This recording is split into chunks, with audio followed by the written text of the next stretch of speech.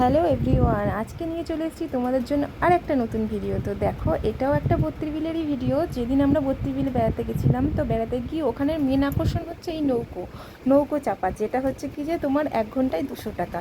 তো আমরা নৌকো চাপবো বলেই গিয়েছিলাম, কিন্তু মানে এতটাই জল কম ছিল যে বেশি দূর পর্যন্ত ওরা যাবে না বলছিল, সেই জন্য আর উঠিনি, জাস্ট ফটোশ্যুট করে চলে এসেছি বাড়িতে। তো নৌকোগুলো দেখো কি সুন্দর ডিজাইন করা আর কি সুন্দরভাবে সাজানো রয়েছে পরপর।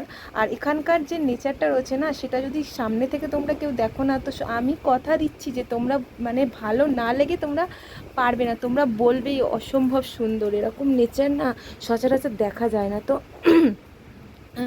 বত্রিবিলের এই ভিডিওটা তোমরা একটু মন দিয়ে দেখো, অনেক কিছুই দেখতে পাবে যেগুলো একদম পুরো জেনুইন। আর এগুলো হচ্ছে কি যে তোমরা মানে পয়সা দিয়েও এইটা উপভোগ করতে পারবে না, মানে তার জন্য তোমাদের এখানে আসতেই হবে।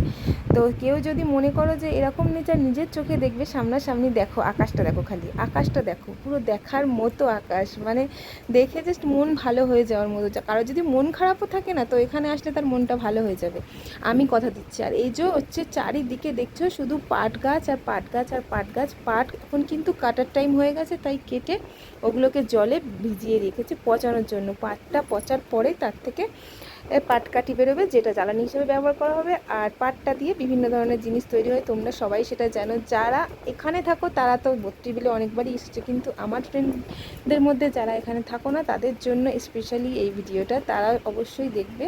আর এই দেখো, দেখো খালি কত সুন্দর লাগছে দেখতে, দেখো তোমরা নিজেরাই দেখে বলো। দেখো এরকমভাবে ঘুড়িগুলো যাচ্ছে, আর এগুলো সত্যি আমরা বইতে দেখি, টিভিতে দেখি, কিন্তু চোখের সামনাসামনি এখন আর দেখা হয়ে ওঠে না। আর সব থেকে আশ্চর্য জিনিস হচ্ছে রেনবো, যেটা বত্রিবিলে এলেই মাঝে মধ্যেই দেখা যায়। তো রেনবোটা তো তোমাদের ভালো করে দেখাতে পারলাম না, পরের ক্লিপে আরও ভালো করে ক্লিয়ারলি দেখাবো।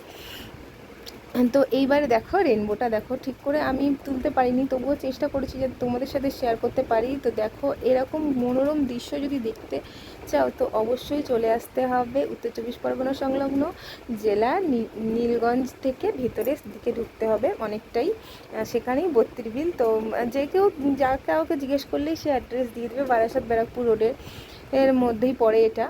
তো দেখো লাস্টে আমিও গেলাম নৌকাতে শ্যুট করার জন্য, তো একটু 2-4টে ফটো শ্যুট করলাম। ভিডিও ভালো লাগলে অবশ্যই লাইক অ্যান্ড